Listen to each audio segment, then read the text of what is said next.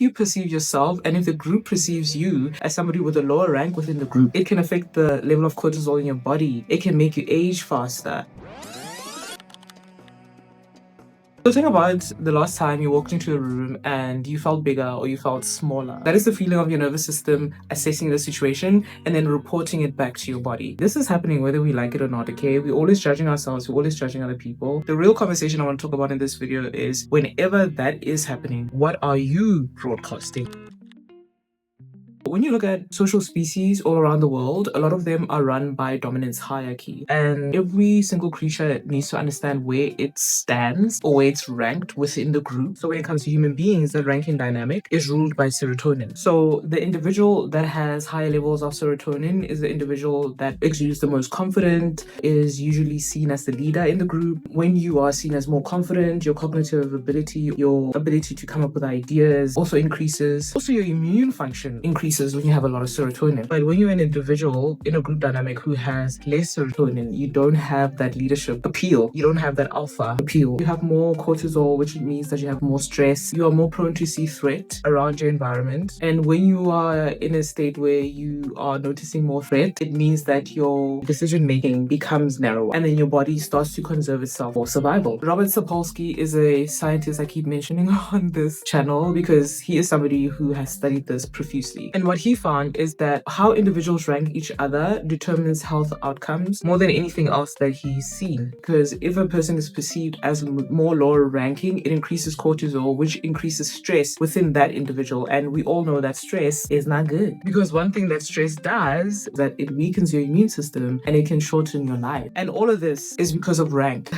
So what this actually means for you is that if you perceive yourself and if the group perceives you as somebody with a lower rank within the group, it can affect the level of cortisol in your body. It can make you age faster. It can decrease your immune function. Your body pays a tax for that feeling every single day. So every single time you enter the world with the wrong posture, you're affecting yourself internally. You're paying a biological tax for feeling and being inferior. And these kinds of social dynamics are not fair, but it's happening every single day. So I think it's best that you make sure that you're prepared. So this conversation is not just about, okay, present yourself better because of pretty privilege. No, babe, this is a conversation about lifespan. This is a conversation about how much stress you're carrying in your body.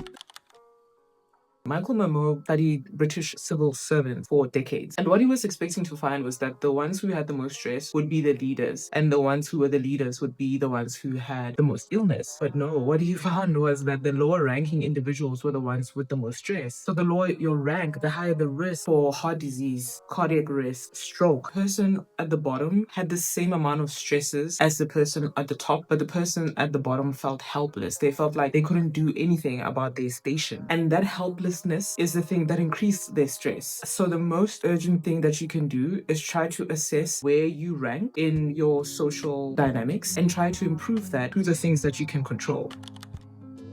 A lot of people think that human social hierarchy runs on money, runs on title, credentials, but that is not what human social hierarchy runs on. It runs on competence, it runs on your composure, and it runs on your contribution. So let's break it down. Competence is something that the brain takes time to figure out. It's not something that you can read in a person immediately, right? So because competence needs time, the brain now goes to the second thing, which is composure. Composure is something that the brain can read immediately. So it becomes a shortcut for competence. So the person who is calm, the person who's regulated under pressure, they read as capable before they've proven themselves in anything. That's why mastering your body language is so important in social dynamics, because it's the primary data point that brains use in order to measure competence. And then I want to talk about one of my favorite scientists. Her name is Cuddy. She was doing work in Harvard about body language, and she found that 2 minutes of expanded body language is something that reduces cortisol and increases testosterone. Testosterone. Now, I know as a woman, you think increasing testosterone, is that a good thing? It's a great thing. It increases your confidence. It increases your risk-taking abilities. The body doesn't wait for the mind in order to feel confident. Your body expands and then it sends chemicals that convinces your mind that you are confident. And it only takes 2 minutes. You can change how your mind works just through changing your body. The body can produce the feeling of confidence through performance. So check right now. Check your shoulders. shoulders, right? Are your shoulders hunched or are they relaxed? If your shoulders are a little tense, it sends a signal to your brain that, hey, baby girl is a bit stressed. So are you giving hunchback of Notre Dame when you're looking at your phone? When you're walking like that, you're telling your nervous system that there's a threat somewhere. That is not you telling your nervous system that you have confidence. This is not the look of confidence. You understand me?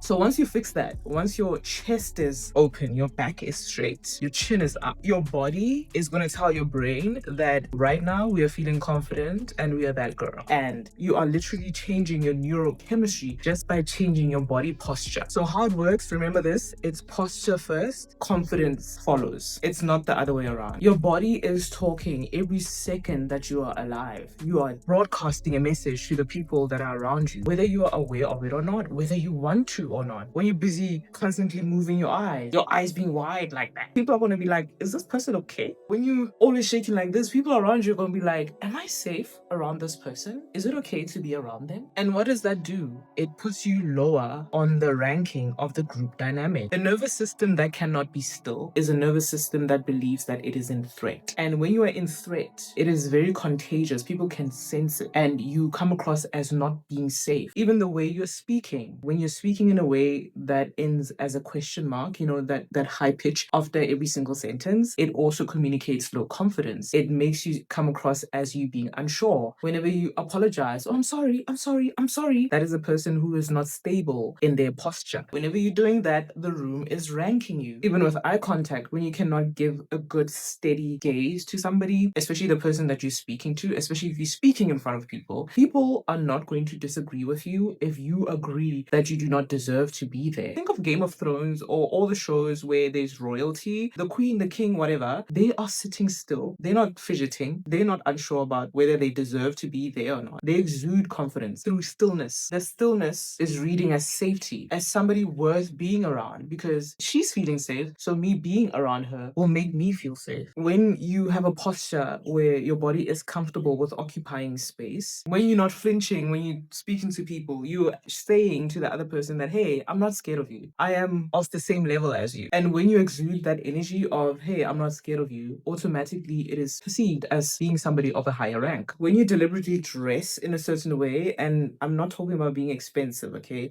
Dressing in clothes that is very comfortable, where you don't have to fix yourself every 2 seconds, right? Remember, we do not want any fidgeting. Dressing in clothes that do not have any hole. Dressing in a way that just says, hey, I take myself seriously. That's what I mean.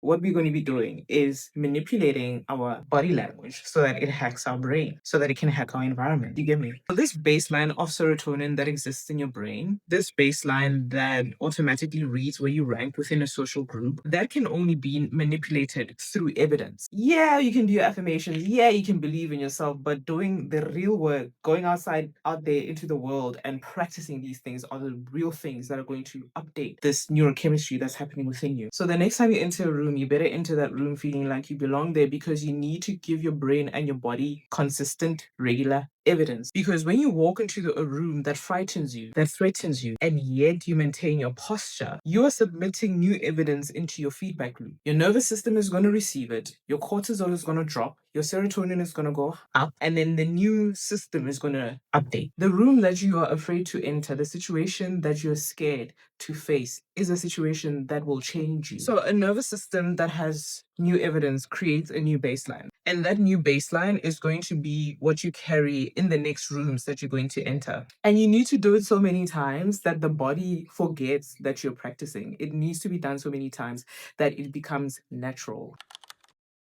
Make sure that you dress appropriately, okay? Iron your clothes. Make sure that there are no holes in your clothes. Your clothes need to fit you properly. You don't want to be doing this every 2 seconds. Make sure your body posture is expansive. Your chest is out. Your chin is up. Your spine is long. You're activating those core muscles as you walk. You gotta act like, you know what? My daddy owns this place. My daddy owns this place. You know what I mean? And your voice. You gotta make sure you have complete sentences. You have to make sure you're not too loud or too soft. Every single word has to mean something. And also enjoy the process of engaging with another person. Don't get into your head too much. When you're talking to that person, make sure that you're looking into their eyes and make sure that you're interested in whatever it is that you guys are engaging on, don't talk about yourself too much, right? This is like a tennis match. You gotta put that attention on that person, and if the person, hopefully, they are socially aware, they'll bring that tennis back to you, and you have to bring it back to the person. You need to make the other person feel like they're important. And as long as you enjoy a conversation, it's going to be a fantastic conversation. And the more that you do that, the rank that you now start to broadcast is a rank that your nervous system is going to naturally inhabit. So the world does not give you rank because you're successful. It gives you success because you already claimed your rank. So you have to make a decision. When you step out into the world, are you going to be stepping out as somebody who's always fidgeting and always slouching and looking like the